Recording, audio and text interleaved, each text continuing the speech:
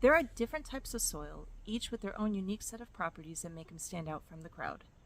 These 12 different types of soil are known as the 12 Orders of Soil Taxonomy.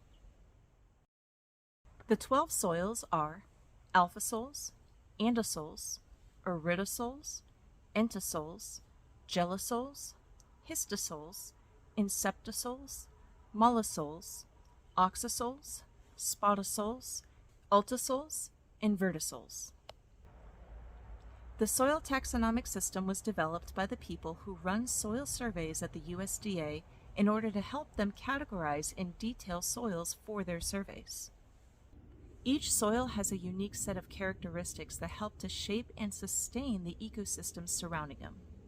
We're going to dive into what distinguishes each soil from one another, as well as the details of each order. So stay tuned for Soils with Sorrel.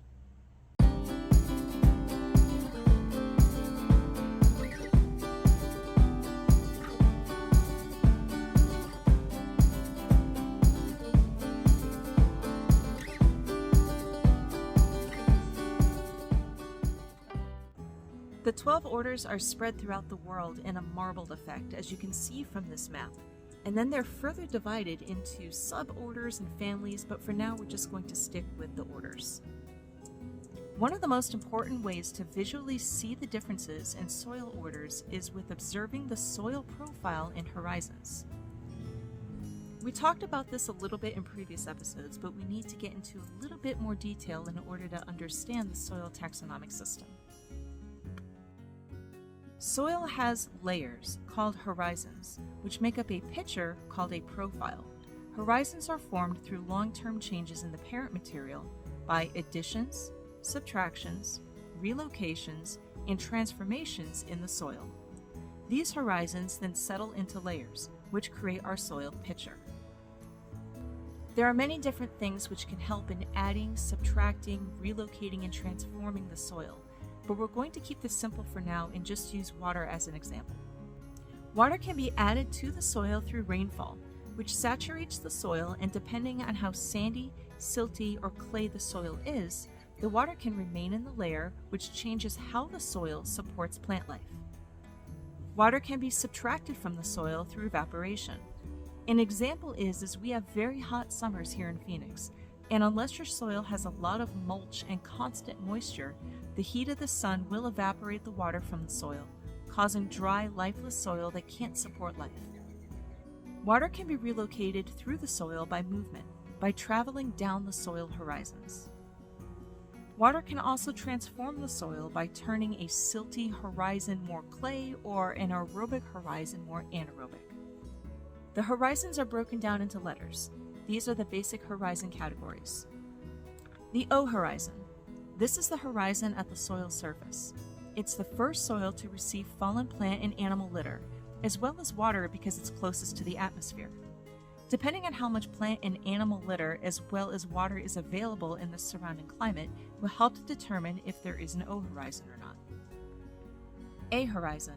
This is the horizon just below the O layer. This is considered topsoil and contains a lot of the minerals and some of the organic matter that have relocated down from the O horizon. This is the soil that is best for growing plants and is a dark brown in color. E horizon. This horizon is formed when minerals and clay are leached out, leaving a whitish looking horizon that consists mostly of sand, silt, and quartz. Not all soils have this layer. B horizon. This horizon is made up of what has relocated downward from the A and E horizons. C horizon. This horizon consists of the parent material that the soil is made up of. R horizon. This horizon is made up of bedrock, but it is technically not a soil.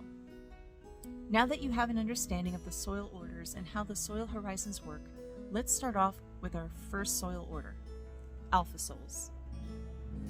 Alfisols are very fertile soils, and they are mostly found in deciduous forests, agricultural areas, humid climates, and semi-arid tropics.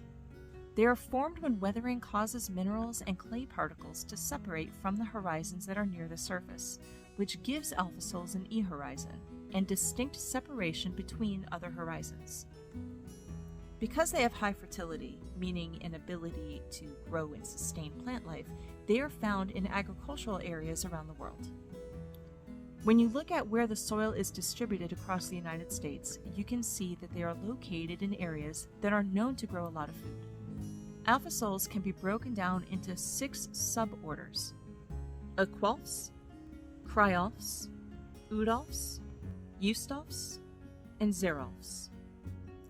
Aqualfs are found in warm, moist areas like the coasts of Florida, the Great Lakes area of Ohio, southern Illinois, and Louisiana near the Mississippi River. Cryolfs are found in cold areas with higher elevation, like the Rockies in Montana and Colorado. Udolfs are soils that are thought to have at some point supported forest vegetation. They are found in the middle of the country from East Texas going north to Minnesota and New York. Eustolfs are found in areas where the soil is moist at times of the year, but it may not be enough to grow crops during the growing season. These areas include parts of Texas, New Mexico, Arizona, and Oklahoma. Xerolfs are found in areas with little natural rainfall, but they can support growing crops. These soils are mostly found in California. So that's it for now. Thank you for watching my channel. In our next episode, we will continue with this series by talking about andisols, iridosols, and entisols. But until then, save the soil.